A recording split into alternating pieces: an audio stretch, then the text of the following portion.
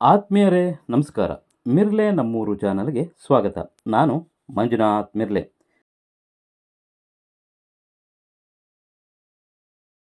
ಈಶ್ವರ ಮಿತ್ರಗಳಂತಹ ದಾಸಪ್ಪನವರೇ, ಜನಾರ್ದನ್ ಅವರೇ, ಪೂರ್ಣಿಮಾರವರೇ, CRP ಮಿತ್ರರಂತಹ ಗಿರೀಶ್ ಅವರೇ, ಹಾಗೆ ಈ ಗ್ರಾಮದ ಪ್ರಮುಖರಾದಂತಹ ವಿಶ್ವನಾಥ್ ಅವರೇ ಮತ್ತು ನಮ್ಮ ಬಾಲೂರವರೇ, ಹಾಗೆ BRP ಮಿತ್ರರಂತಹ ದಿನೇಶ್ ಅವರೇ, ಮತ್ತೆ ನಮ್ಮ ಪ್ರಿಯಾಬಾಯಿರವರೇ, ಹಾಗೆ CRP ಮಿತ್ರರಂತಹ ಇವರು ಚಾರಿತ್ರ ಅವರೇ, ಮತ್ತೆ PDOರವರಂತಹ ಪ್ರದೀಪ್ ರವರೇ, ಸಂದೀಪ್ ರವರೇ, ಹಾಗೂ ಎಲ್ಲ ನನ್ನ ಆತ್ಮೀಯ ಈ ಶಾಲೆಯ ಮುಖ್ಯ ಶಿಕ್ಷಕರಂತಹ ರುಕ್ಮಿಣಿರವರೇ ಮತ್ತು ಸಹ ಶಿಕ್ಷಕ ಬಂಧುಗಳೇ, ಹಾಗೂ ವಿವಿಧ ಶಾಲೆಗಳಿಂದ ಆಗಮಿಸುವಂತ ಎಲ್ಲ ನನ್ನ ಆತ್ಮೀಯ ಸ್ನೇಹಿತರು ಮತ್ತು ನೆಚ್ಚಿನ ವಿದ್ಯಾರ್ಥಿನಿಯರು. ಸಾಮಾನ್ಯವಾಗಿ ಇತ್ತೀಚಿನ ದಿನಗಳಲ್ಲಿ ವೈಜ್ಞಾನಿಕ ವಿಚಾರಧಾರೆಗಳಿಗೆ ಸಂಬಂಧಪಟ್ಟಂತೆ ಸಂಶೋಧನೆಗಳು ಮತ್ತು ಅಭಿವೃದ್ಧಿ ನಮ್ಮ ದೇಶದಲ್ಲಿ ಇತ್ತೀಚೆಗೆ ಕಂಡು ಬರ್ತಾ ಇಲ್ಲ. ಈ ನಿಟ್ಟಿನಲ್ಲಿ ಇದನ್ನ ಸುಧಾರಿಸಬೇಕು ಅಂತ ಅಂದ್ಬಿಟ್ಟು ಭಾರತದ ಶಿಕ್ಷಣ ಸಚಿವಾಲಯ ಅಥವಾ ಮಾನವ ಸಂಪನ್ಮೂಲ ಅಭಿವೃದ್ಧಿ ಸಚಿವಾಲಯ ಹಾಗೂ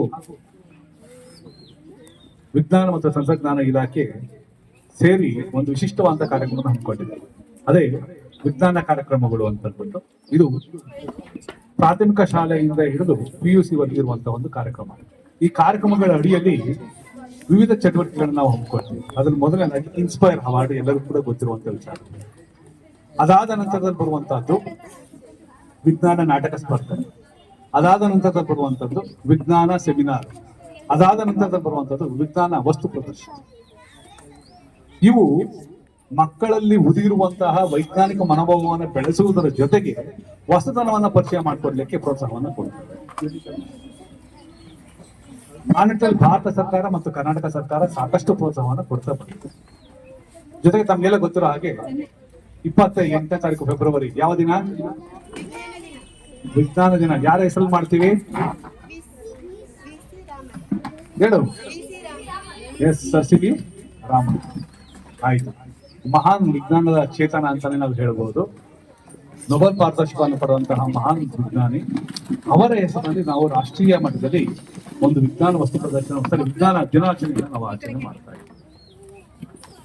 ಮಕ್ಕಳುಗಳು ಅದ್ಭುತವಾದ ರೀತಿಯಲ್ಲಿ, ಅದರಲ್ಲೂ ಆ ಹುಡುಗಿ ಅಮೃತ ಅಲ್ಲ, ಇನ್ನು ಜ್ಞಾಪಕ ಇದೆ, ಆ ಪ್ರೆಸೆಂಟೇಷನ್ ಮಾಡಿದ ರೀತಿ ನೋಡಿದ್ರೆ ನನಗೆ ಆಶ್ಚರ್ಯ ಆಯಿತು. 7ನೇ ತರಗತಿಗೆ ಆ ಭಾಷಾ ಹಿಡಿತ ಮತ್ತೆ ಭಾಷಾ ಪ್ರೌಢತೆ ಜೊತೆಗೆ ವಿಷಯದಲ್ಲಿ ಇದ್ದಂತಹ ಒಂದು ಪ್ರೌಢತೆ ಗಮನಿಸಿ ನಿಜವಾಗ್ಲೂ ನಾನು ಅದೇ ಮಗುಗೆ ಅಲ್ಲೇ ಒಂದು ಮಾತು ಹೇಳಿದೆ. ಭವಿಷ್ಯದಲ್ಲಿ ನೀವು ಉತ್ತಮವಾದಂತಹ ಒಬ್ಬ ಪ್ರೊಫೆಸರ್ ಆಗ್ಬಹುದು ಅಥವಾ ಒಂದು ಒಳ್ಳೆ ರೀತಿಯಲ್ಲಿ ಎಕ್ಸಾಮ್ಗಳನ್ನ ಬರೆದರೆ ಖಂಡಿತವಾಗ್ಲೂ ಕೂಡ IAS ಅಂತಹ ದೊಡ್ಡ ಹುದ್ದೆನೇ ಅಲಂಕರಿಸಿದೆ. ಯಾಕೆಂದ್ರೆ ಬಿರ್ಲೆ ಇತಿಹಾಸವನ್ನು ನೋಡಿದಾಗ ನನ್ನ ತಾಲೂಕು ಬಂದ ತಕ್ಷಣ ಎಲ್ಲರೂ ಹೇಳ್ತಾ ಇದ್ರು ಬಿರ್ಲೆಯಲ್ಲಿ ಇಂದಿನಿಂದನೂ ಕೂಡ ಶಿಕ್ಷಣಕ್ಕೆ ಹೆಚ್ಚು ಪ್ರೋತ್ಸಾಹವನ್ನು ಕೊಟ್ಟಂತಾಗಿದೆ. ಮತ್ತೆ ಈ ಶಾಲೆಗೆ ಮತ್ತೆ ಪಕ್ಕದ ಹೈಸ್ಕೂಲ್ಗೆ 4 ಎಕರೆಯನ್ನು ಜಾಗವನ್ನ ದಾನವಾಗಿ ಕೊಟ್ಟಿದ್ದಾರೆ. ಮಕ್ಕಳಿಗೆ ಊಟಕ್ಕೆ ಅಂತಾನೆ ಅವತ್ತಿನ ಕಾಲದಲ್ಲೇ ಕೊಟ್ಟಿದ್ದಾರೆ. 1954-55 ಕೊಟ್ಟಿದ್ದಾರೆ. ಇದು ನಿಜಕ್ಕೂ ದೊಡ್ಡ ಮಟ್ಟದಲ್ಲಿ ಶಿಕ್ಷಣಕ್ಕೆ ಈ ಊರಿನ ಜನ ಕೊಟ್ಟು ಗೌರವವನ್ನ ಪ್ರೋತ್ಸಾಹಿಸ್ತಾ ಇದ್ದಂತ ವಿಚಾರ. ಸ್ವಾತಂತ್ರ್ಯ ಪೂರ್ವದಲ್ಲೇ ಪ್ರೋತ್ಸಾಹವನ್ನು ಕೊಟ್ಟು ಬೆಳೆಸಿದ್ದಾರೆ. ಈ ಊರಿನವರು ಈಗಾಗಲೇ ಈ ಹಿಂದೆ ನಡೆದ ಒಂದು ಕಾರ್ಯಕ್ರಮದಲ್ಲಿ ಭಾರತ ಅಲ್ಲ ಜಗತ್ತಿನಲ್ಲಿ ಅತ್ಯಂತ ಪ್ರಸಿದ್ಧರಾದಂತಹ ಒಬ್ಬ ವ್ಯಕ್ತಿ ಈ ಊರಿನವರು. ಅವರ ಹೆಸರು ಡಾಕ್ಟರ್ ಸೂರಪ್ಪನವರು. ಸೊ ಸಾಕಷ್ಟು ದೊಡ್ಡ ಮಟ್ಟದಲ್ಲಿ ಯೂನಿವರ್ಸಿಟಿಯಲ್ಲಿ ದೊಡ್ಡ ಹುದ್ದೆಯನ್ನ ಅಲಂಕರಿಸಿದಂತಹ ಮಹಾನ್ ವ್ಯಕ್ತಿ. ಅವರಂತೆ ನಿಮ್ಮ ಊರಿನಲ್ಲೂ ಕೂಡ ಇನ್ನೂ ಹೊಸತನದಿಂದ ಕೂಡಿದಂತಹ ಯುವ ಜನತೆ ಇರೋದ್ರಿಂದ ನೀವು ಬೆಳೀರಿ, ಪ್ರೋತ್ಸಾಹಿಸಿ. ಮತ್ತೆ ಈ ಸರ್ಕಾರಿ ಶಾಲೆ ಬಗ್ಗೆನೂ ಕೂಡ ಹಲವಾರು ಆರ್ಟಿಕಲ್ ಕೂಡ ಬರೆದಿದ್ದಾರೆ. ಒಂದಿಬ್ರು ಹಳೆ ಸ್ಟೂಡೆಂಟ್ಸ್ ನಮ್ಗೆ ಫೋನ್ ಮಾಡಿ ಕೂಡ ಹೇಳಿದ್ದಾರೆ, ಸರ್ ರೂಮ್ಗಳೆಲ್ಲ ಹಾಳಾಗೋಗಿದೆ, ಅವಳನ್ನ ರಿಪೇರಿ ಮಾಡಿಸಬೇಕು, ಇಲ್ಲ ಡೆಮಾಲಿಶ್ ಮಾಡಿಸಿ ಅಂತೆಲ್ಲ ಹೇಳಿದ್ದಾರೆ. ಅದು ಅವರ ಕಾಳಜಿಯನ್ನು ತೋರಿಸುವಂತದ್ದು ಖಂಡಿತ ಕಾಣಿಸ್ತದೆ. ಯಾಕೆಂದ್ರೆ ಇಲಾಖೆ ದೊಡ್ಡ ಮಟ್ಟದಲ್ಲಿ ಬೃಹತ್ ಇಲಾಖೆ ಆಗಿರೋದ್ರಿಂದ 40,000ಕ್ಕೂ ಹೆಚ್ಚು ಶಾಲೆಗಳಿರೋದ್ರಿಂದ ಎಲ್ಲವನ್ನೂ ಕೂಡ ಸಣ್ಣ ಪುಟ್ಟ ರಿಪೇರಿಗಳನ್ನ ಮಾಡಿಸಿ ಅಭಿವೃದ್ಧಿಪಡಿಸುವಂತ ನಿಟ್ಟಿನಲ್ಲಿ ಪ್ರಯತ್ನಗಳು ಮಾಡ್ತಾ ಇದ್ರು ಕೂಡ ಎಲ್ಲೋ ಒಂದು ಕಡೆ ಪೂರ್ಣ ಪ್ರಮಾಣದಲ್ಲಿ ಗುರಿಯನ್ನ ಸಾಧಿಸ್ಲಿಕ್ಕೆ ಆಗದೇ ಇರುವೆ ಈ ಶಾಲೆ ದೊಡ್ಡ ಸಾಧನೆಯನ್ನ ಮಾಡ್ಲಿಕ್ಕೆ ಬೇಕಾದಷ್ಟು ಅವಕಾಶಗಳು ಇನ್ನೂ ಇದೆ. ಅವಕಾಶಗಳನ್ನು ಸದುಪಯೋಗ ಪಡಿಸ್ಕೊಳ್ಳಿ. ದಾನವಾಗಿ ಕೊಟ್ಟಿರುವಂತಹ ಭೂಮಿಯಲ್ಲಿ ಅಭಿವೃದ್ಧಿ ಕೆಲಸ ಕಾರ್ಯಗಳನ್ನ ಬಳಸ್ಕೊಂಡ್ರೆ ಖಂಡಿತವಾಗ್ಲೂ ಉತ್ತಮವಾಗಿ ಬೆಳವಣಿಗೆಯನ್ನು ಸಾಧಿಸಬಹುದು. ಆ ನಿಟ್ಟಿನಲ್ಲಿ ಪ್ರಯತ್ನಗಳು ಸಾಗಲಿ ಅಂತ ಮುಖ್ಯ ಶಿಕ್ಷಕರನ್ನ ಕೋರ್ಕೊಳ್ತಾ ಈ ಶಿಕ್ಷಕ ಮಿತ್ರಗಳೆಲ್ಲರೂ ಒಗ್ಗೂಡಿ ಕಳೆದ ವರ್ಷದ ಒಂದು LKG UKG ಪ್ರಾರಂಭ ಮಾಡಿದ್ದಾರೆ. ಅದರಿಂದಾಗಿ ಮಕ್ಕಳ ಒಂದು ಹಾಜರಾತಿಯು ಕೂಡ ಜಾಸ್ತಿ ಆಗುವಂತಹ ಲಕ್ಷಣಗಳು ಕಂಡು ಬರ್ತಾ ಇದೆ. ಈ ನಿಟ್ಟಿನಲ್ಲಿ ತಾವೆಲ್ಲ ಉತ್ತಮವಾದ ಇಂತಹ ಕಾರ್ಯಕ್ರಮಗಳನ್ನು ಮಾಡಿ ಮಕ್ಕಳಿಗೆ ಶೈಕ್ಷಣಿಕವಾಗಿ ಪ್ರೋತ್ಸಾಹವನ್ನು ಕೊಟ್ಟರೆ ಭವಿಷ್ಯದಲ್ಲಿ ಉತ್ತಮವಾದಂತಹ ಪ್ರಗತಿ ಈ ಶಾಲೆಗೆ ಖಂಡಿತವಾಗೂ ಕೂಡ ಕಂಡು ಬರುತ್ತೆ ಅಂತ ಆಶಾಭಾವನೆಗೆ ನಿಮ್ಮೆಲ್ಲರಿಗೂ ಒಂದು ನಾನು ಮಾತನ್ನು ಮುಗಿಸ್ತೇನೆ. ಧನ್ಯವಾದಗಳು.